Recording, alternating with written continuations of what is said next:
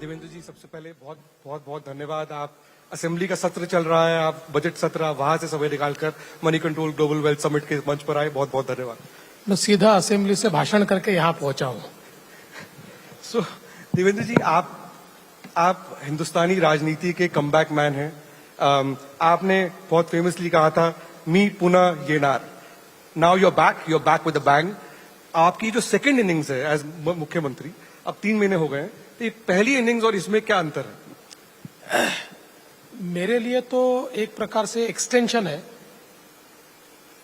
पहली जो मेरी इनिंग थी उसमें जो चीजें हमने की थी उन चीजों को कंप्लीट करने का पिछले 2.5 साल में हमको एक अवसर मिला और उसी को मैं आगे बढ़ाने की कोशिश अब कर रहा हूं।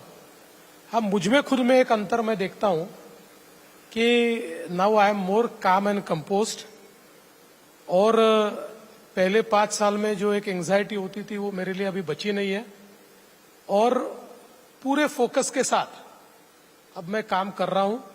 तो मुझे लगता है कि इस इनिंग में जो हमने 14 से 19 में नींव रखी थी, अब उस नींव पर महाराष्ट्र को बिल्ड करना, ये हम लोग इस 5 साल में करके दिखाएंगे। देवेंद्र जी, आप कह रहे हैं आप काम एंड कंपोज्ड हैं, लेकिन आपने जो टारगेट्स लिए अपने लिए वो बहुत अग्रेसिव हैं। आपने कहा कि आप महाराष्ट्र को 1 ट्रिलियन इकोनॉमी बनाएंगे और बहुत जल्द।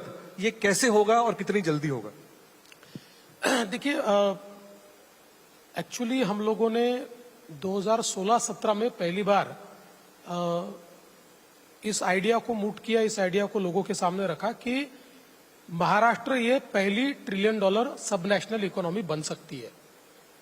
और पिछले समय हम लोगों ने एक इकोनॉमिक एडवाइजरी काउंसिल तैयार की, और उस काउंसिल में एन चंद्रशेखरन जो टाटा सन्स के उसके अध्यक्ष थे, अलग अलग सेक्टर के 20 CEOs हमने उस काउंसिल में उनको सदस्यता दी, और एक रोड मैप हम लोगों ने तैयार किया $1 ट्रिलियन इकोनॉमी की तरफ। हम लोग जानते हैं कि अभी देश में Maharashtra is the only state कि जिसने $500 बिलियन का मार्क पार किया है, बाकी सारे काफी दूर है। और अगर आप कोविड ईयर्स को अगर छोड़ दे तो हमारा CAGR 10% है, और बिजनेस यूजुअल को छोड़कर थोड़ा और हम लोग इसको डेवलप कर पाए तो मुझे लगता है कि 2030 तक हम लोग महाराष्ट्र को $1 ट्रिलियन इकोनॉमी बना पाएंगे। और उसी दिशा में हम लोगों ने इंफ्रास्ट्रक्चर लेड ग्रोथ होगा, टेक्नोलॉजी लेड ग्रोथ होगा, इन्वेस्टमेंट लेड ग्रोथ होगा, ऐसे अलग अलग प्रकार के हम लोगों ने इसमें जो सेक्शंस है वो तैयार किए हैं, और उस दिशा में बड़ी तेजी के साथ हम जा रहे हैं। और मैं ऐसा मानता हूं कि महाराष्ट्र की अपनी एक ताकत है इन्वेस्टमेंट अट्रैक्ट करने की, और उस ताकत को हम लोग लिवरेज करने की कोशिश कर रहे हैं, क्योंकि महाराष्ट्र एक ऐसा राज्य है जो एक अपनी रफ्तार में चलता है। आपका काम यानी सरकार का काम केवल गुड गवर्नेंस देना होता है। उस रफ्तार को हम नहीं तोड़े, इतना भी हमने कर लिया तब भी महाराष्ट्र आगे बढ़ता है। तो मुझे पूरा विश्वास है कि ये जो $1 ट्रिलियन इकोनॉमी है, यहां तक हम पहुंच पाएंगे।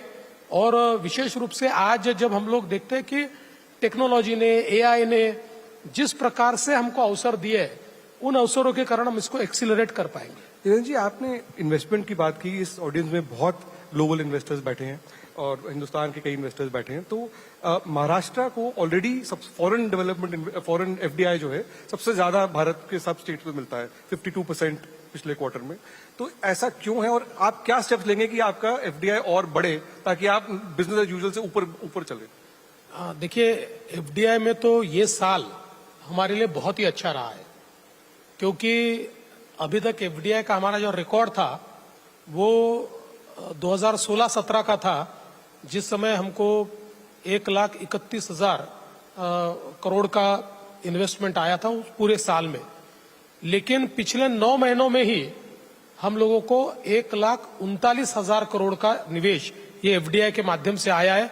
तो हमने खुद का ही रिकॉर्ड तोड़ा है, और मुझे ये बताते हुए खुशी होती है कि हमारे पीछे के जो 3 राज्य है उनकी टोटल भी हम मार ले, पूरा उसको मतलब उनको जो FDI मिला है उसकी टोटल भी कर ले तो उससे ज्यादा FDI ये महाराष्ट्र को मिला है। और मैं ऐसा मानता हूं कि लगातार बीच के अगर 2 साल छोड़ दे, जिस समय महाविकास आघाड़ी की सरकार थी, 2015 से हमने टॉप करना चालू किया एफडीआई में, और वो हम लगातार टॉप कर रहे हैं। और मैं ऐसा मानता हूं इसका एक ही कारण है कि जो फॉरेन इन्वेस्टर होता है वो स्टेबिलिटी देखता है, वो वर्क कल्चर देखता है, वो हम लोग बिजनेस फ्रेंडली कितने हैं वो देखता है, ease of doing business, cost of doing business, ये चीजें देखता है। इन सब चीजों पर हम लोगों ने बहुत वर्किंग किया है, और उसके कारण मैं ऐसा मानता हूं कि ये आ रहा है। और सबसे बड़ी बात यह है कि जो आपने कहा इसको और कैसे बढ़ा सकते हैं, तो जितने इमर्जिंग सेक्टर्स हैं, ये सारे इमर्जिंग सेक्टर्स की पॉलिसीज हमने तैयार की है टू अट्रैक्ट द इन्वेस्टमेंट। बड़े पैमाने पर ये पॉलिसीज तैयार की है, और इन पॉलिसीज के कारण मैं ऐसा मानता हूं कि बड़े पैमाने पर ये निवेश महाराष्ट्र में आ रहा है। जी, आपने ये भी कहा है कि आप महाराष्ट्र को भारत की फिनटेक कैपिटल और डेटा कैपिटल के रूप से देखते हैं मुंबई को, तो ये इसके क्या मायने हैं आपके हिसाब से, और ये किस तरह से होगा? देखिए, मैं ऐसा मानता हूं कि Maharashtra de facto fintech capital भी है और डेटा कैपिटल भी है। फिनटेक कैपिटल इसलिए कि आज मुंबई, अगर आप देखिए, हम जिस बीकेसी में बैठे हैं, यहां पर फिनटेक में हुज हु ये इसी बीकेसी में है। और अभी हम लोगों ने एनपीसीआई को यहां जमीन दी है। एनपीसीआई अपना ग्लोबल हेडक्वार्टर यहां बना रहा है। हम लोगों ने नेशनल स्टॉक एक्सचेंज को हम लोग जमीन दे रहे हैं, वो भी यहां पर आ रहा है। तो कुल मिलाकर फिनटेक में जो सारी हमारी इंटरनेशनल बैंक्स है वो सारी यहां पर है, इंटरनेशनल फंड्स है वो सारे यहां पर है।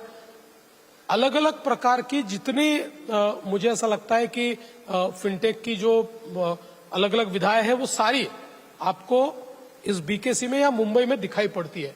और साथ साथ मैं एक चीज और बताना चाहता हूं कि चूंकि अभी जो स्टार्टअप इंडिया का एक नया रिपोर्ट आया है, इस रिपोर्ट ने 3 चीजें एक प्रकार से यहां पर अधोरेखित की है। पहली चीज, in absolute number Maharashtra startup capital, सबसे ज्यादा देश के स्टार्टअप्स ये महाराष्ट्र में है। In absolute investment Maharashtra is number 1 in startups, क्योंकि सबसे ज्यादा इन्वेस्टमेंट स्टार्टअप का महाराष्ट्र में है। और इसके साथ साथ फिनटेक के सबसे ज्यादा स्टार्टअप ये भी महाराष्ट्र में है, ये भी हमको देखने को मिलता है। तो मैं ऐसा मानता हूं कि एक प्रकार से ये फिनटेक कैपिटल डी फैक्टो है और धीरे धीरे बन भी रहा है। अगर मुंबई में कोई कंपनी स्टार्टअप हो बैंगलोर के बनस्पत, तो उसकी वैल्यूएशन ज्यादा होगी? जी, अगर मुंबई में कोई स्टार्टअप हो और बैंगलोर में हो तो मुंबई में वैल्यूएशन ज्यादा होगी? अभी तो हो रही है ज्यादा। एक समय था लोग मुंबई में स्टार्टअप शुरू करते थे और बैंगलोर जाते थे, अब रिवर्स माइग्रेशन चालू हो गया है। क्योंकि अभी मुंबई में अगर पिछले 2 साल की ग्रोथ आप स्टार्टअप्स की देखें, फेनोमेनल ग्रोथ है। और कुछ स्टार्टअप्स ने तो इस प्रकार की इन्वेस्टमेंट अचीव की है कि जो बिल्कुल अप्रत्याशित इस प्रकार की है। तो इसलिए मुझे लगता है कि now of course for long time Bangalore ने स्टार्टअप इकोसिस्टम को अच्छे से नर्चर किया है, बट अब मुंबई यही स्टार्टअप कैपिटल अपना बना है, और जो एब्सोल्यूट नंबर में और एब्सोल्यूट इन्वेस्टमेंट में भी दिखता है। और साथ साथ आपने डेटा की बात की, तो ये भी मुझे बताते हुए बहुत खुशी होती है कि हमारे देश में जितनी डेटा सेंटर कैपेसिटी हमने तैयार की है, उसकी 65% कैपेसिटी ये अकेले महाराष्ट्र में है, और लगातार वो बढ़ रही है। और बहुत बड़े पैमाने पर इस क्षेत्र में निवेश हमारे पास आ रहा है। हमने हमारी डेटा पॉलिसी तैयार की है, जिस डेटा पॉलिसी में डेटा सेंटर के लिए जो चीजें आवश्यक है वो चीजें हम दे रहे हैं। सबसे महत्वपूर्ण है